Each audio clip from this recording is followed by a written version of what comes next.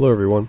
Well, the liberal left Luciferian Party has failed in its attempt to take over the United States government with the election of Hillary Clinton, and the Luciferians in this country are pulling out all the stops right now. So it's more important than ever for God's people to fight the evil that is attempting to take over this country right now. We all know who the head is. Central Intelligence Agency.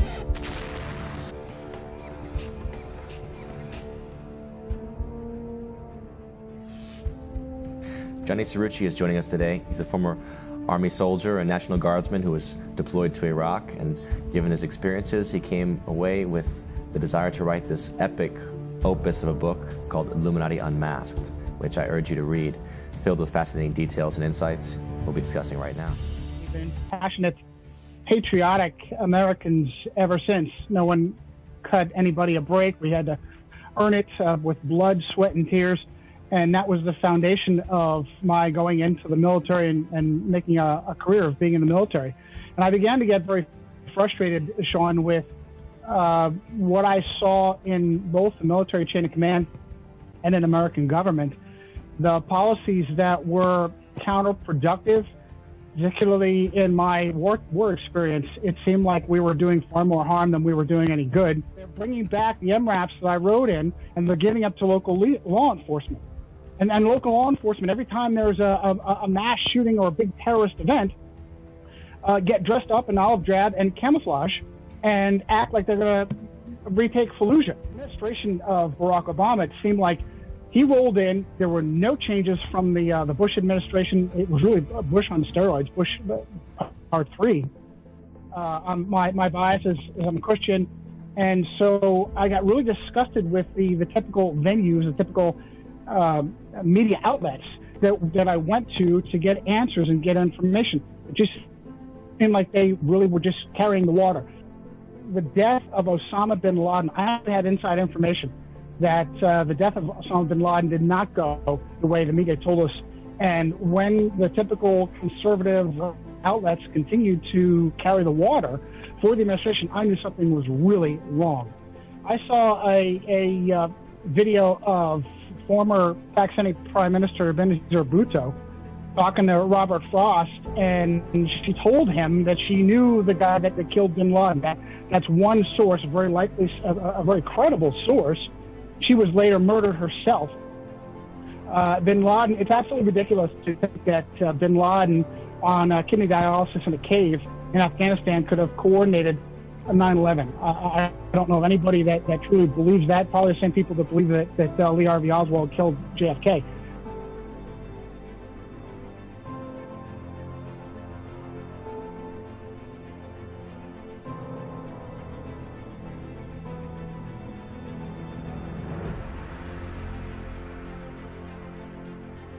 I knew that really we were not being told the full truth on that.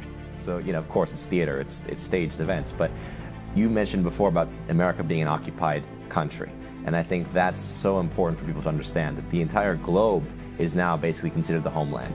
Sorry, not the homeland. The homeland is here, but the entire globe is now considered the empire. And the idea is America basically is now part of this global empire, and that's why the National Guard, like yourself, can be deployed to foreign countries, because even though the National Guard is designed to protect the nation, the notion is, well, there's no nation anymore. There's just this fascist empire. And that's why the fascists are right there in the Congress, right? Whenever whoever's addressing the Congress at the front, you'll see the fascists are right there next on the brooch, on the sides of the congressional stage, I should say. And that's indicating of what you are. It's this empire, this new Rome, basically. So that gets us to the old global empire, which is the Catholic Empire, right? Which was itself the Roman Empire converted, right? Because once the Roman Curia was adopted from the Roman Senate, then they converted the Roman Empire into this, what's now, the Holy Roman Empire, or the Catholic Empire, the Catholic Church. So it never died. And would you say that America really has been absorbed by the Catholic Empire through the initiative of the Jesuits? Because that's really what your book, Illuminati Unmasked, is about the Jesuit influence in this globalized operation, let's say, of controlling and manipulating governments.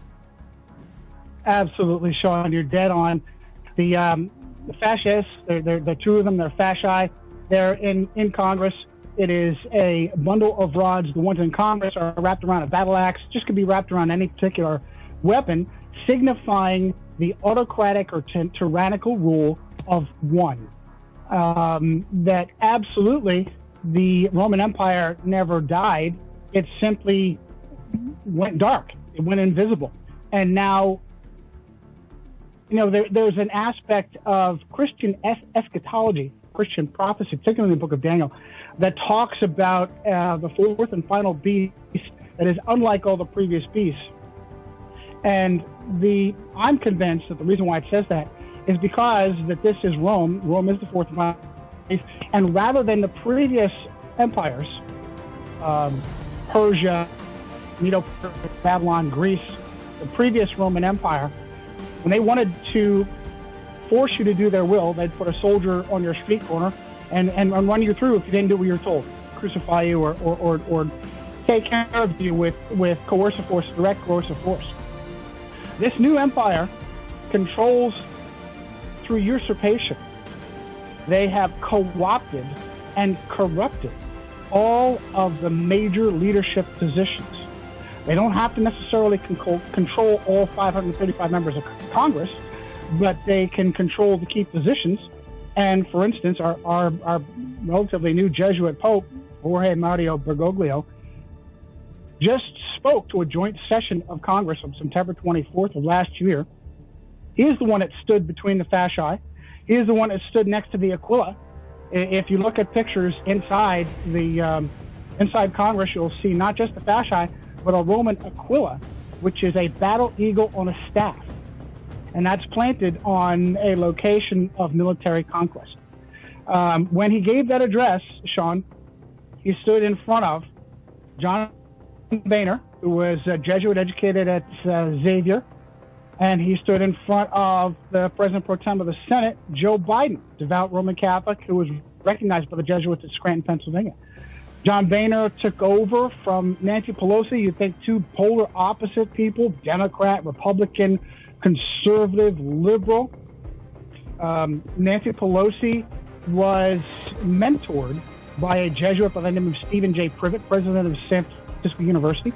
And she instituted the first Jesuit chaplain as house chaplain in the house there. And John Boehner came in and instituted the first Jesuit chaplain.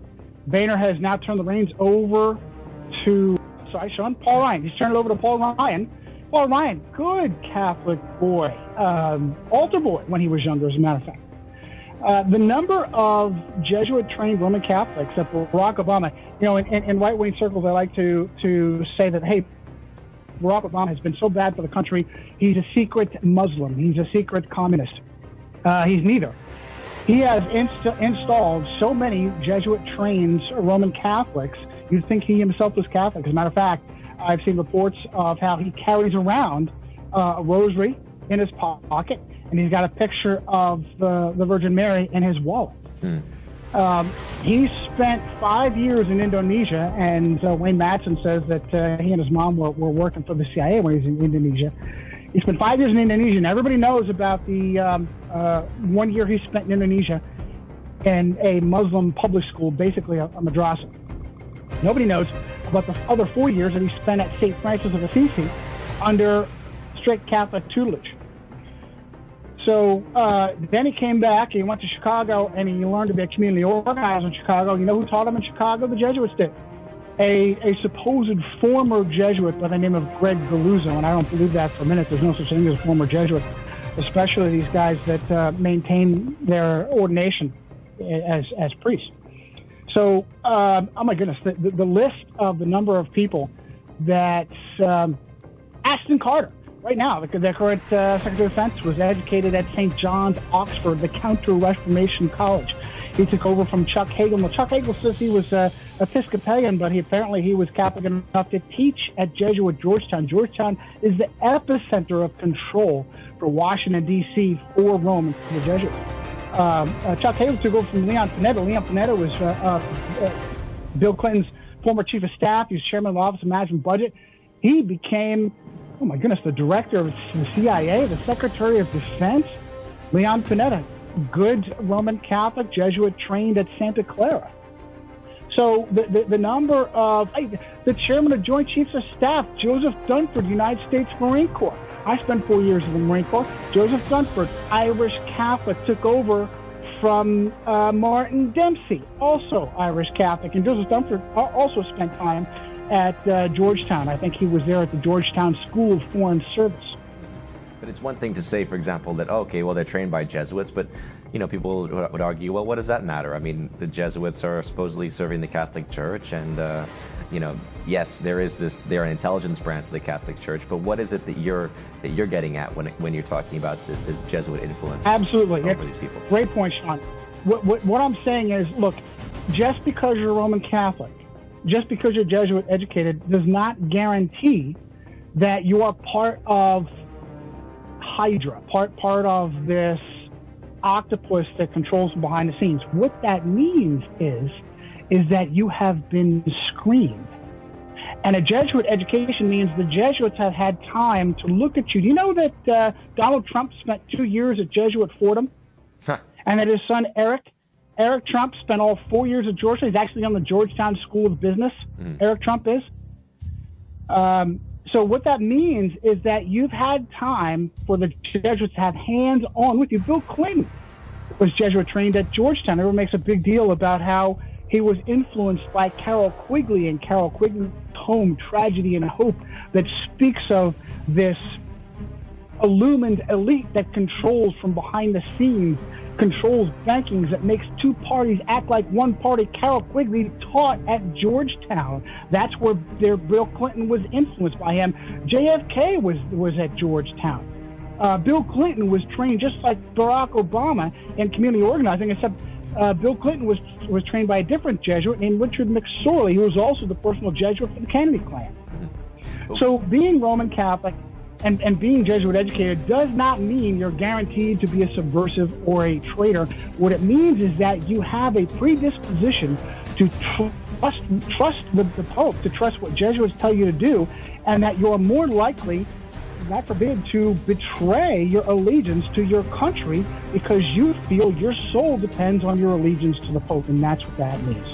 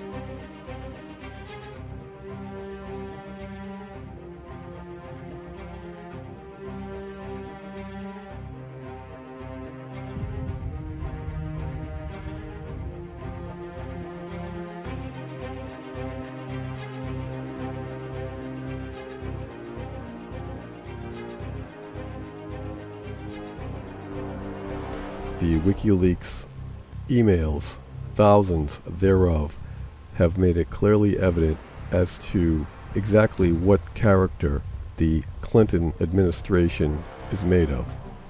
They offer no evidence to counter the thousands and thousands of emails that depict who this criminal is. We'll find out whether or not Donald Trump will hold her feet to the fire and actually drain the swamp, as he supposedly says he is going to do. Time will tell. Hannah Michaels has posted another article in regards to the Trump victory. The name of the article is titled, "Trump Already Facing World War III as the U.S. Economy Nears Collapse." President-elect Donald Trump is being brought up to speed on important domestic and foreign policy issues through daily presidential briefings as part of the standard transitional procedure.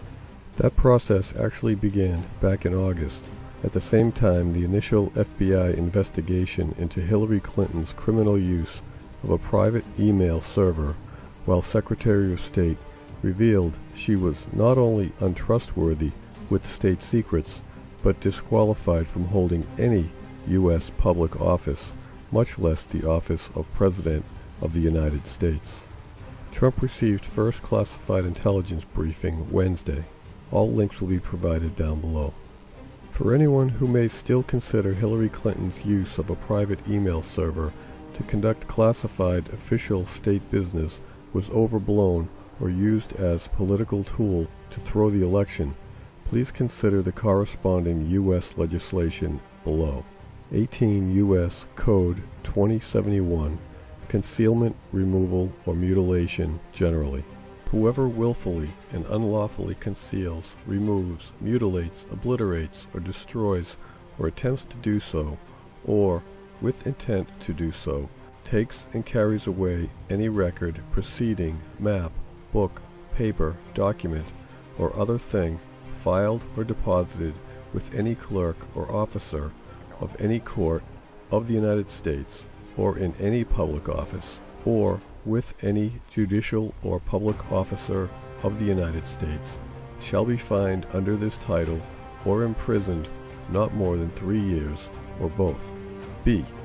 Whoever having the custody of any such record, proceeding, map, book, document, paper, or other thing, willfully and unlawfully conceals, removes, mutilates, obliterates, falsifies, or destroys the same, shall be fined under this title or imprisoned not more than 3 years, or both, and shall forfeit his office and be disqualified from holding any office under the United States.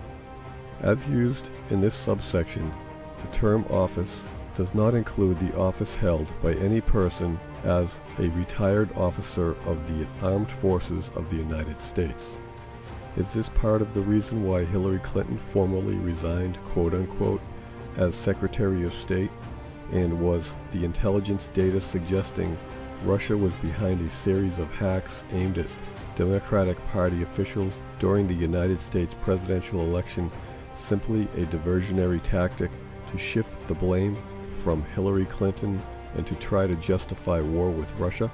These topics certainly merit further investigation, but as important as these questions are, neither are the primary issue facing President-elect Trump. The economy is. Donald Trump may have the best intentions and truly want to make America great again, but the reality is the malfunctioning corporation known as the United States of America is almost $20 trillion in debt.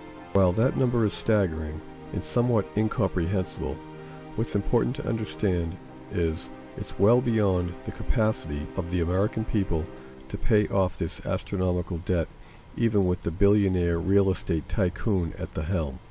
It might as well be monopoly money, and, in fact, that's exactly what it is. And the seemingly endless luxury of being able to export the debt, both public and private, of our American dream all over the world is rapidly coming to an end. So while paid agent provocateur protesters are out leading unwitting Clinton supporters in riots across the nation, and Trump fans are basking in the afterglow of the elections, President-elect Donald Trump is being briefed on the real state of the union. We are insolvent, bankrupt, and broke.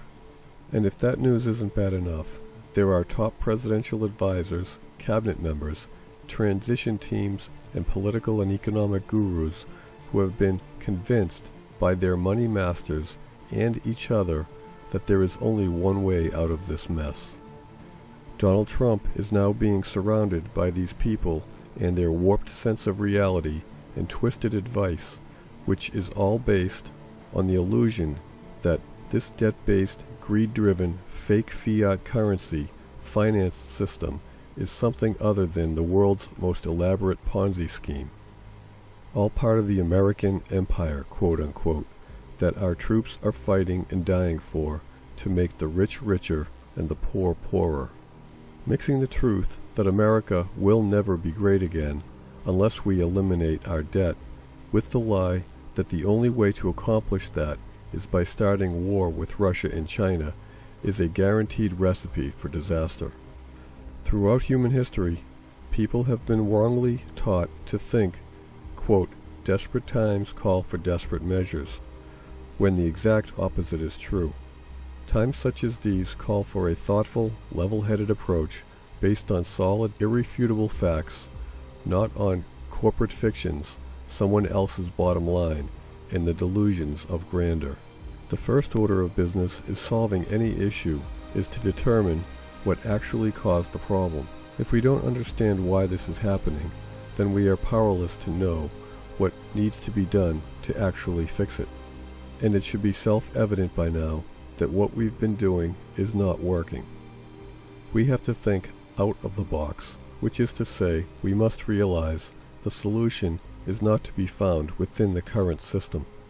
Blindly following the leaders of this current system and all of the crazy, made-up rules designed to enrich and empower a handful of people at the expense of everyone else is exactly what landed us in this situation, where our government is $20 trillion in debt and spending money like there's no tomorrow. There will be no tomorrow unless we change for the better. So for those of you who feel you've done the hard part and pushed a button or pulled a lever to get your anti-establishment candidate elected, and now you can sit back and reap the benefits of the wonderful world that Trump will build, wake up. Trump cannot do this alone, and even the fact that he's surrounded by people giving him very bad advice, he will need all the support he can get from we, the American people, to do what is right for the common good. Following the status quo is what has impoverished and enslaved America, so it only makes sense that the path to true freedom lies outside the current corrupt and evil beast system. Case in point, this past summer, the British people voted to free themselves from the economically oppressive EU that requires them to forfeit £50 million per day to fund a glass house full of bureaucratic parasites in Brussels. Brexit was considered a big success against all odds and a rigged vote, but within the past few days, the UK High Court has ruled that Parliament alone has the power to trigger the Brexit. High Court says Parliament must vote on triggering Article 50 as it happened. The truth about democracy. So judges and politicians have decided they can ignore the people and do whatever they want again. They were able to get away with this because the people thought that their job was over when they cast their vote, only to find out a few months later that the system is and always has been rigged against the common people and the common good. Which brings us back to the question of why is this happening and what we need to do to fix it. How obvious does it need to be that the problem is the box? People struggling to think outside the box because we've spent our entire human existence inside the box and have developed Stockholm Syndrome as a result. There's only one way to get rid of the evil system. Get rid of the box. The box is made up of unfair rules, so if you want to tear down the box, you have to get rid of the rules that built it. It's really that simple. Without the box rules, the box has no framework, no supporting foundation. Man-made legislation, codes, policies, and procedures, etc., which we have been wrongfully conditioned to believe are laws, and the rules of the box. These rules are not laws, but instead are tools used by the rich and powerful to enclose and enslave us. And sadly, we are helping them build our own prison, tomb really, one evil rule at a time, without taking notice of the walls going up around us. It's time for us to take notice, to start to see the world the way it really is, and do something about it. The very best and only way to effectively dismantle the box is to get rid of all the rules that built it. Fortunately, we have been provided with the perfect means for doing that.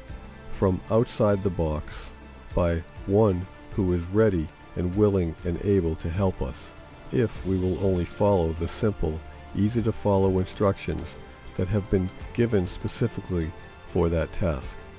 Those simple, easy-to-follow instructions can be found in the first 5 books of the world's all-time best-selling volume, the Bible. Those 5 books are Genesis, Exodus, Leviticus, Numbers, and Deuteronomy, and are collectively referring to the Torah, which is Hebrew and means the law, also the new song.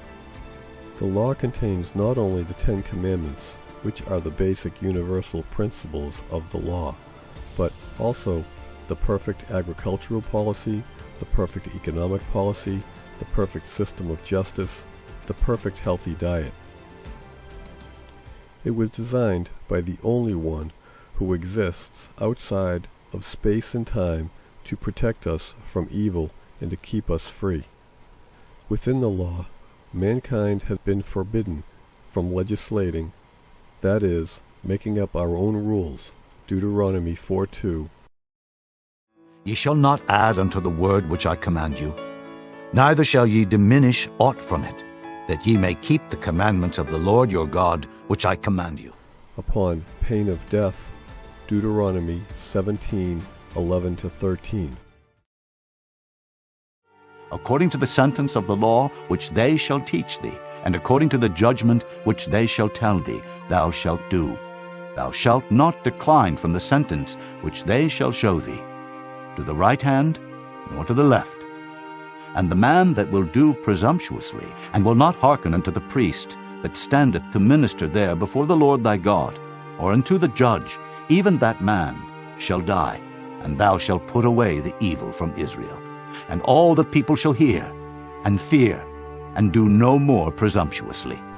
Within the law, we have been promised all the help we need if, and only if, we follow the instructions to the letter. Deuteronomy 30:15-20. See, I have set before thee this day life and good, and death and evil. In that I command thee this day to love the Lord thy God, to walk in his ways, and to keep his commandments and his statutes and his judgments, that thou mayest live and multiply. And the Lord thy God shall bless thee in the land whither thou goest to possess it.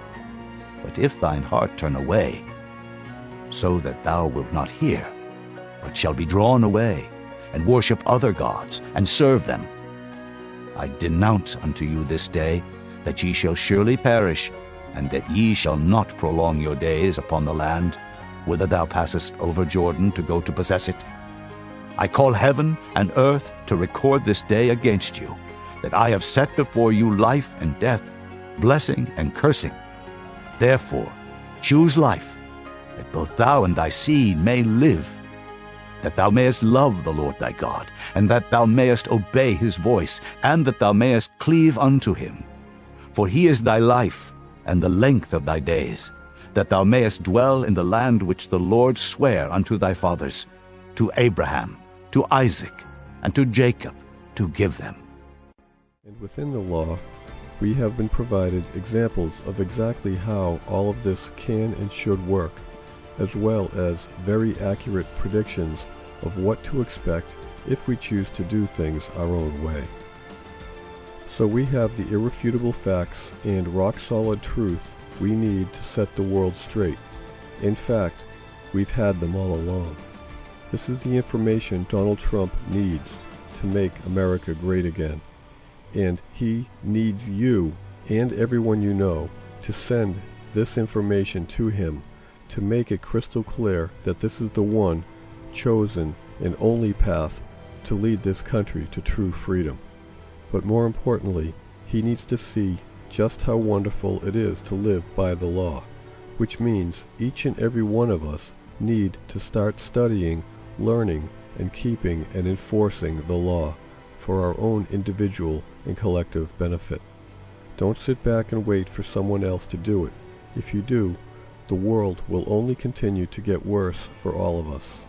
Show everyone how much you care for them by doing what needs to be done to set things straight and make this world the heaven on earth it was always meant to be. You will also need to read and study and put into practice the survival plan, The Way Home or Face the Fire, the little book of Revelation 10:7-10. Donald Trump has been sent a copy, and now waiting for you to do your part to make America the great nation it was always meant to be. Genesis 48:19 and Deuteronomy 4:5-10. The reality is, if people choose not to return to God's law, He is going to allow punishment of all evil people. And that punishment is going to come in the form of global economic collapse and nuclear holocaust. People don't comprehend the concept of mutually assured destruction, but this is the global reset. This is their plan. And if good people don't stand up and fight evil wherever and whenever they can, however they can, then the negative impacts that are shown in the Bible are going to come true. I don't know how to get this point across to people. People are in denial, and they think that they can do it themselves through the Constitution and amending the legislation and any other excuse than the reality that God has to be part of the equation. And if people, out of pride and arrogance, choose to try to do it themselves, they are going to fail. And it's really sad, but my appeal is to humanity. Take your pride, arrogance, and ego and stick it in your back pocket and try to do what God wants.